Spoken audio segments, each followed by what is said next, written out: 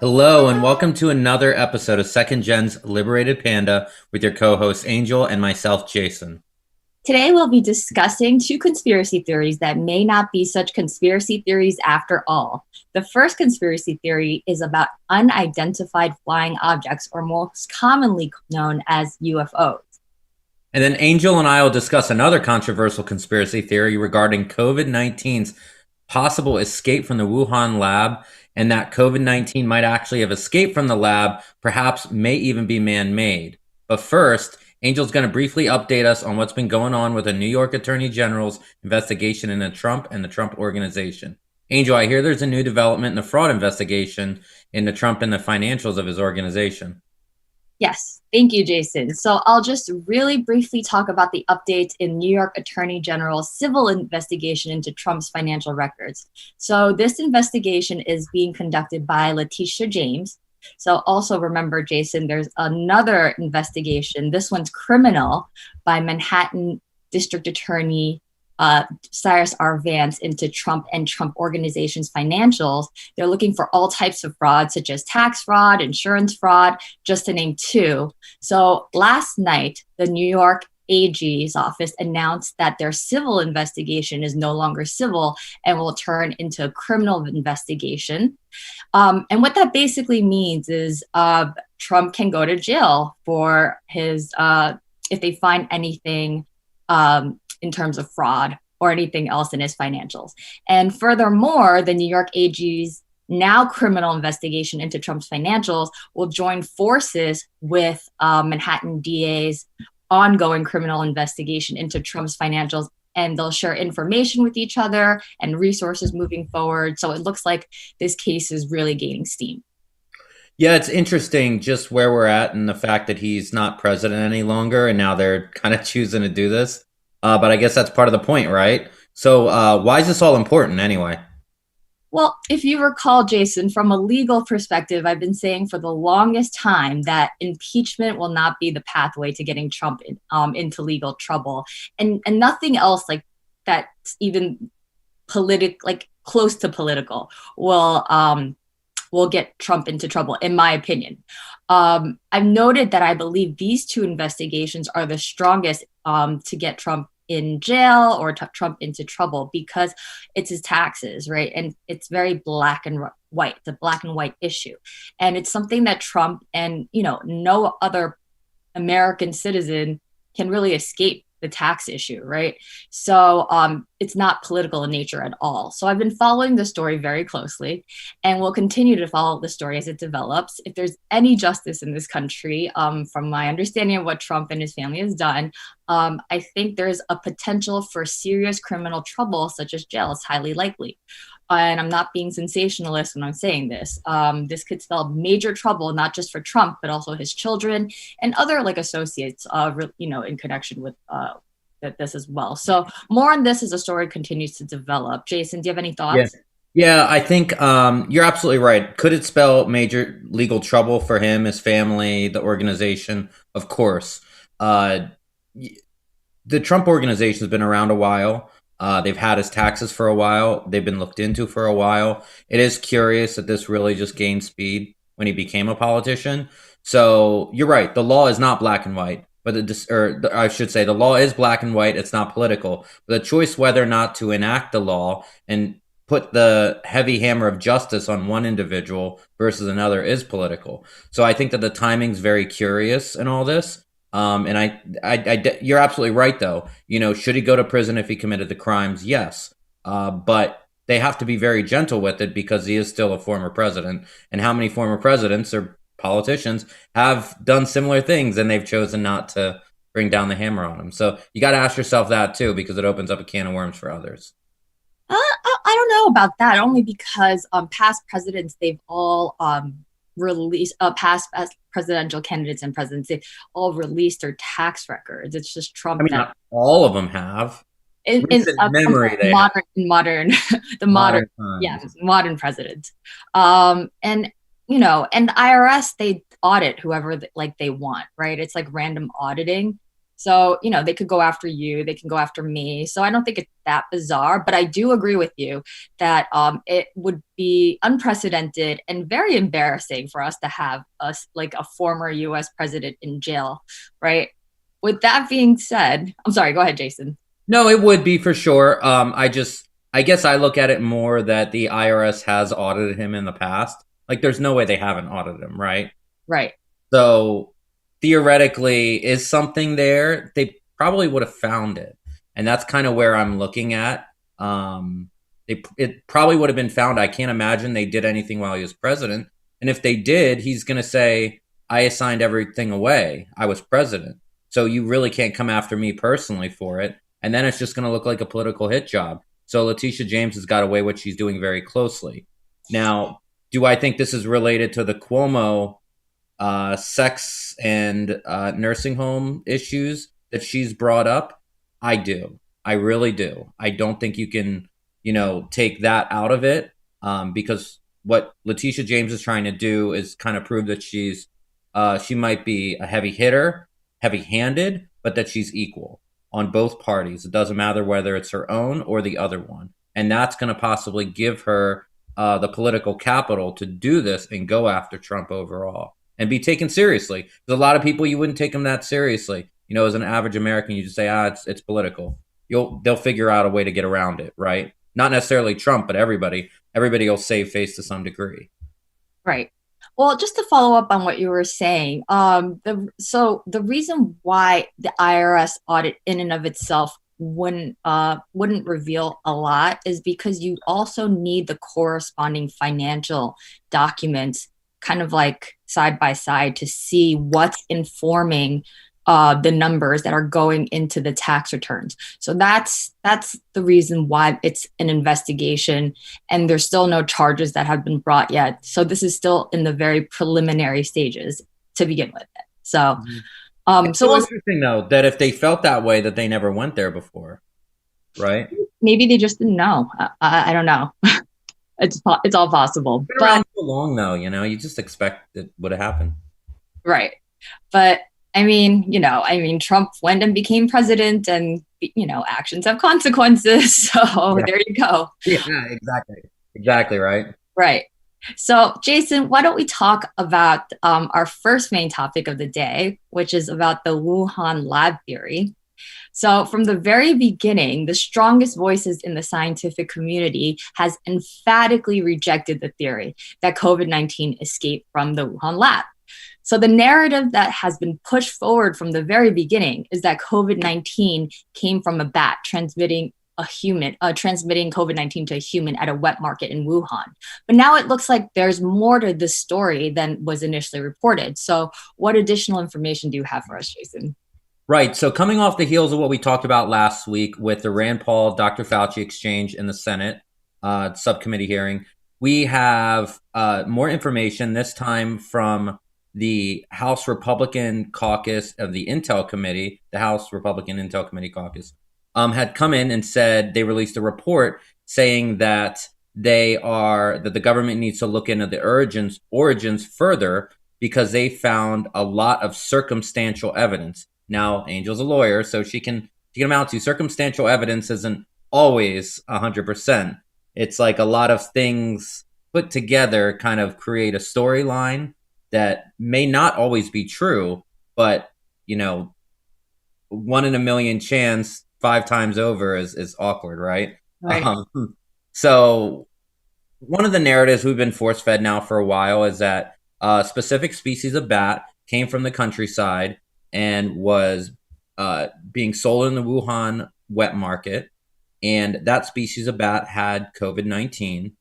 An individual bought the bat, made bat soup, they said possibly, and then did not cook the bat well enough, and the COVID didn't get cooked out, and they got COVID. That's always been kind of curious. I personally think, for a few reasons. Good place to start is that species of bat isn't found within 1,000 miles of the Wuhan wet market, except for one place, in the Wuhan Institute of Virology, where they do use it to test various diseases on. So I mean, that's kind of unlikely. Then it came out possibly that they could have sold it from the lab to the wet market in order for somebody, just for some extra cash, which would be a massive break in protocols. Uh, and so that was kind of something that people thought could have happened. Um, and Yeah. then, yeah. No, that's interesting, and I don't want to make any broad proclamation since I'm not a scientific expert, but just as someone who has experienced COVID-19 firsthand, I've always been of the opinion that COVID-19 feels different from anything I've ever experienced. So it looks like this story is gaining traction, right? So, what is the U.S. government doing about it? Well, yesterday, like I said, the Republicans in the House Intel Committee released a report saying there's significant circumstantial evidence that COVID-19 outbreak stemmed from a lab leak at the Wuhan lab in China, not from the wet market. Representative Devin Nunes from California, which a lot of people have heard his name during the time Trump was in office. He was a big figurehead in the House, the Republicans.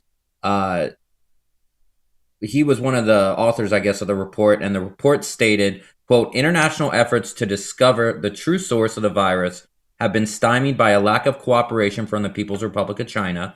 Nevertheless, significant circumstantial evidence raises serious concerns that the COVID-19 outbreak may have been a leak from the Wuhan Institute of Virology. So a few things I think that were important that in that report that they counted as circumstantial evidence. Quote, history of research lab leaks resulting in infections. So apparently, other safety protocols from that lab have been circumvented, and employees there have gotten sick from some of the viruses from the lab from working there. Several researchers in were sickened with COVID-19 symptoms in fall of 2019. And then further, the Chinese military actually has a known involvement with the Wuhan Institute of Virology as a possible bioweapons development center, which is a pretty major concern because effectively, regardless of how you look at it, whether or not it was developed to be one, COVID-19 ended up becoming a bioweapon with the way that the Chinese government handled it and allowed travel to come in and out and spread it, therefore, creating a huge issue where they should have just contained it themselves. Mhm. No, thank you for explaining all those layers of complexities and possibilities of where things could have gone wrong, from the Wuhan lab theory perspective. Well, one of the things I think, and I'm sorry to interrupt, Angel, everybody talks about, in life, about how things will naturally progress and grow, and that in zoology, you can get diseases that jump from animals to humans, okay? And I'm not saying that that's not possible, because it is. But normally when you see that, you see it. There's a feature where it's not necessarily, you're either it's easy to get it, so you're easy to get sick from it, or it's really lethal, like SARS and MERS and various other respiratory syndromes. COVID kind of had a weird mix of that. Like you said, it felt different, but it was just a weird mix. And the time frame that it would have jumped would have been curious, because I feel like we would have seen other things that were similar before this, possibly before the virus morphed more. People in that region might have gotten a specific sickness from eating those bats, rather than just one person all of a sudden transmits a global pandemic. Like, it's kind of a curious thing, in my opinion. Yes, and there's also another interesting nugget of information in connection with the Wuhan lab theory. And from my understanding, the Chinese authorities, they've also failed to, and you touched upon this already, you mentioned it briefly. They've failed to identify the original species that have allegedly spread COVID-19 to humans. Am I correct? Yeah, unsurprisingly, right? They're not giving out much information. The World Health Organization tried to research it, and they kind of fell in line with the wet market theory. But most people have said that they are obviously not cooperating, and that there's really no good answer yet. That's kind of the line right now. I think very curious last week, Dr. Fauci's testimony to Rand Paul, when Rand Paul for the first time really brought out the Dr. Barrick information from North Carolina. I know, if you speaking of conspiracy theories, right? This is one that I heard a year ago, that COVID-19 originated in the U.S. in a lab in North Carolina. And I said, well, maybe that's possible. There's a lot of things possible, right? and at that point we really had no idea. But here we are. That's now in congressional records, with the director of the NIH accusing him of possibly funding it, that COVID could have very well have come from a lab in North Carolina. So it's interesting we talk about from North Carolina. I know if you speaking of conspiracy theories, right? This is one that I heard a year ago, that COVID-19 originated in the U.S. in a lab in North Carolina. It's interesting about the conspiracy theories just because at some point, eventually, a number of them become facts. So where do you draw the line? You kind of have to be open to things that you might not know. Right. Sorry about that. So yes, these are very intriguing developments, to say the least. I'm sure we'll be hearing more on this Wuhan lab theory in the upcoming weeks and probably months. But let's shift focus onto another conspiracy theory that may not be so theoretical anymore. Right. Not the most interesting thing we'll talk about, the Wuhan lab. So let's talk about unidentified flying objects, UFOs. U.S. intel agencies have recently announced that they will deliver a report on identified aerial phenomena to Congress next month. We've always all talked about UFOs, Roswell's, and popular folklore. And I think one of the bills Trump signed said that they actually have to release or declassify some of this information by a certain date. And it looks like people were very skeptical if they would. But it looks like that's what's going to happen. So what's going on with this, Angel? This is crazy. Right. Well, speaking of Trump, Space Force doesn't look so silly now, does it? It never did. Right. So yes, Jason, I got to tell you, I am obsessed with this story for a couple of reasons. Before I get to my reasoning, I want to explain to our viewers why there's been a sudden surge of interest in UFOs, or UAPs, as they now like to call it. There's now a legitimate debate over UFO sightings after several leaked videos from U.S. Navy pilots show mysterious flying objects in American airspace. And we can definitely show you guys a video of that later. And the Pentagon actually released official videos captured by the Navy pilots as well. So we would like to play a 1-minute clip of the declassified video, or 20-second clip of the declassified videos of these UFOs doing inexplicable things. And now, Jason, can you see it? Yeah. So do you see how it's like moving left and right? Yeah. So that's that one clip. And then there's the second clip that we wanted to show our viewers of it like descending down, down, down, and it goes into the water. Have you seen that one? I think I have, yeah. I've seen so many UFO clips, Angel. Yeah. Yeah.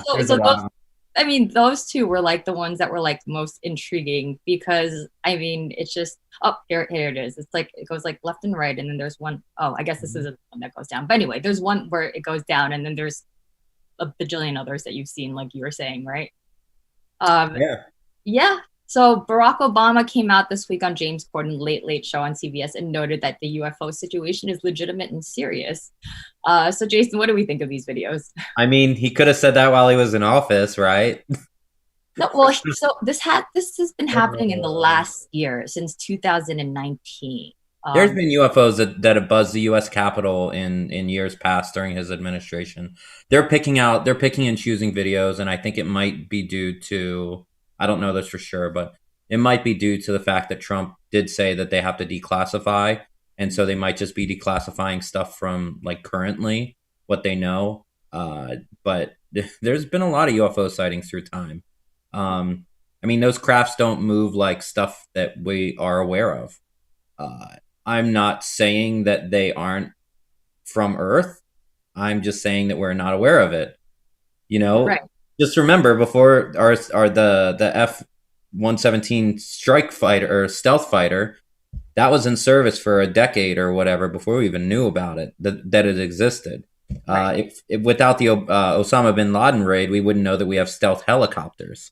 We'd laugh at that. We're like, how can a helicopter be stealthy? Now, I know that's a bad example, but just I'm open to whatever, right? Who knows what it could be? Well, Well, it's funny that you mentioned that because originally the US government was reluctant to release any footage because they were thinking that it could be like China or Russia or like some other country, and they Germany. right, exactly, and they like surpassed our technological capabilities, so they did not want to admit that to the world yet. So that's why they haven't released these videos, and now they've confirmed that they don't think that it's another country. And it's so in a 60-minute interview on CBS over the weekend, right? A former director of the Advanced Aerospace Threat Identification Program, which is a secretive Pentagon unit that studies UFOs. I'm quoting, he says, imagine a technology that can do 6 to 700 G forces, that can fly at 13,000 miles an hour, that can evade radar, that can fly through air and water and possibly space.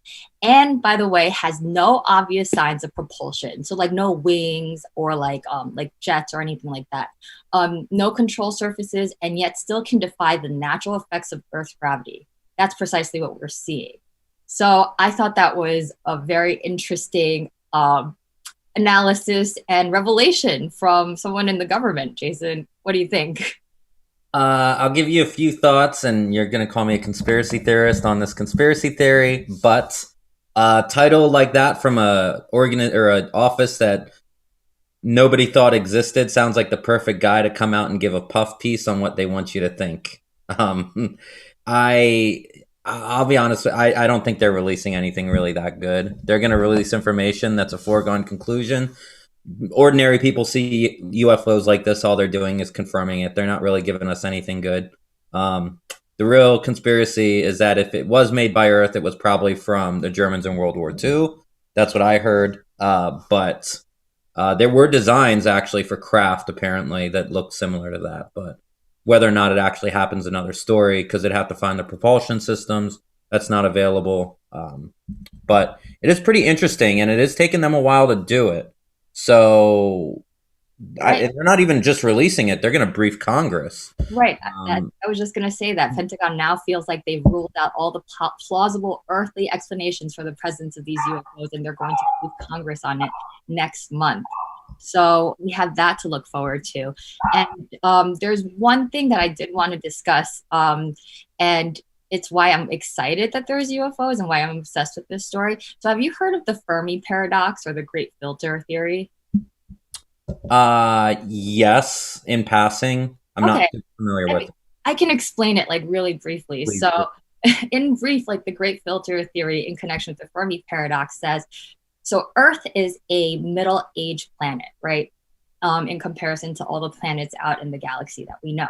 So, based on the fact that we know that, there's the scientists are saying we should have found alien life, or they should have found us. And the fact that we haven't found them, or that they haven't found us, means that this great filter theory that like past a certain point in civilization gets so dangerous, like it's like it would be so easy for an atom like plutonium to be reached by a terrorist in the Middle East, and they just want to like blow up the entire planet, right? Technology will be so like dangerous, technology will be so easily gained by like most of the population that the destruction of the planet is like inevitable. So the fact that there are no aliens suggests that all species in the galaxy face this filter, this like challenge. So if there are aliens, that means there might be hope for us yet, per this theory. So any thoughts on this theory and UFOs in general? I think it's an interesting theory, but the idea that we're the only ones out there on a rock floating in unlimited space when there's millions and billions of other rocks in space similar to ours is kind of absurd. There's something out there. The question is what, right? Are Right. we the most advanced civilization in the universe, in the galaxy? Maybe, maybe not. But we're certainly not the only life form out there. And, we entrust governments to go research and go find out and all that. But we don't know what they don't tell us, right? It's a national security issue. Whatever they find out, it's a national security issue. Right. So are we even going to know the truth? We're definitely, honestly, we're not going to know the truth. I think this is just a puff piece to make people happy. You can't deny that there's been crafts like this, and they see crafts like this. Pilots have had it. There's tons of videos. There's thousands. I mean, the History Channel has how many series on UFOs? You know, like Discovery Channel too. They're out there. I mean, it's these crafts are true. The question is who's in them, who's piloting them, where are they from, right? Are they from Right. another galaxy? Are they from this planet? Are they from, I don't know, the far side of the moon, right? Like, who really knows at this point? Because everything we're told is told through the government filter, right? Correct. Because Yes. it's national security. So I don't think we're gonna get. I think a lot of oohs and ahs, but I don't think we're gonna get anything really juicy. I mean, I think it's pretty juicy because they've been saying that in the past year that these like they've been seeing these like what were they, UFOs, UAEs, like all over the world, like just watching and like also mimicking the behaviors of like our aircraft. So, and they're hoping that because they've just been watching and they haven't taken any action, that they're benign. So That you I know of, think there's that more you to know it. of, that they haven't taken action that you know of. That we know of. Correct. Yes. So far, they've just been observing us. But the people in the Navy pilots are saying this isn't something that we should ignore because this is, these things are in our airspace and they're just watching us and they're there every day. So that's the intriguing part. Like, what is it? So I guess my question for you is, what do you think they were like? What do you think is on the release? To Yeah, what do you Congress? think they're actually going to release to people? And then not what do you think's out there, but what do you think they're going to release? Because there are two entirely different things. All right. So based on what I've read, they're just going through the process of elimination. So that's what I think they're going to release to Congress, like all the things that they've negated, and then concluding this must be something else. That's what I've read at least. So I can't say what they're going to tell Congress, and I'm sure whatever they tell Congress is not going to be what they're going to tell us in the public, right? Yeah, that's going to be pretty lame if it's just a process of elimination. I'm not going to lie. Like, oh, well, we know it's not this, we know it's not that, we know it's not this, we know it's not that. Who even knows if they're telling the truth? Because guess what? If that is some sort of secret technology that they have and nobody else has, the last thing they're going to do is tell everybody about it. That's true. So that's the cynical view. I'm going to take the less cynical view, and hopefully they're like benevolent aliens. So they're both of our like viewpoints on these alien things are kind of like nuts, but that's because we're talking about aliens. So um, I go ahead. think the interesting thing is I agree with you on the benevolence of it. I if aliens are truly, well, I'm sure that there's a lot of different types of aliens, right? Like, look at Star Trek. There's Klingons. There's this. They're everywhere. But like, there's so many species. But and I'm sure some of them are pretty nasty people or beings, right? And they're not people, but they're pretty nasty. And others, I'm sure, are very benevolent. The question is who found us. Generally speaking, my personal feeling is that when you're a society that's very focused on war, you tend to put your technology in war. You don't necessarily put your technology in exploration. Sometimes you do explore for war, but there's always kind of like a level. That natural curiosity isn't there. It's only really there to feed the military in that aspect. So any alien society that would be more focused on taking over battles or whatnot probably would not have reached us. At least, definitely not first. Um, and I think it's they're if they're actually going to tell us about an alien species, they are going to most likely be benevolent because we don't have any ancient history of alien wars coming down or anything odd, unless if that was in literal prehistoric times, which it wouldn't be much of a war. They carried copper clubs or stone clubs, uh, but I the only other option is that they do fight wars out in the galaxy that we don't know about, and Space Force has a lot more to it, which Yeah, I don't think that's necessarily true. I think that's a hard sell. right. No, totally agree. But I think that's all the time that we have for today. Is there anything else that you want to discuss with our audience, Jason? Not really. I'm sure we'll have more crazy talk after they release this stuff, right? Everybody can comment on our Twitter with how crazy we are, and then also give us your crazy theories on what you think they'll release or what you think is out there. Because frankly, we're probably all wrong, and it's pretty interesting, though. Yeah, absolutely. So hit us up on Twitter, leave us your comments, and we'll definitely answer. So until next week, join us right here on Liberated Panda Live. I think we're going to do it on Tuesday instead, because Jason will be away on vacation. Yay! Good for you, Jason. Yeah. So thank you to our audience for watching. Join us next week. Thank you, Jason. And Thanks, bye, guys. See you guys.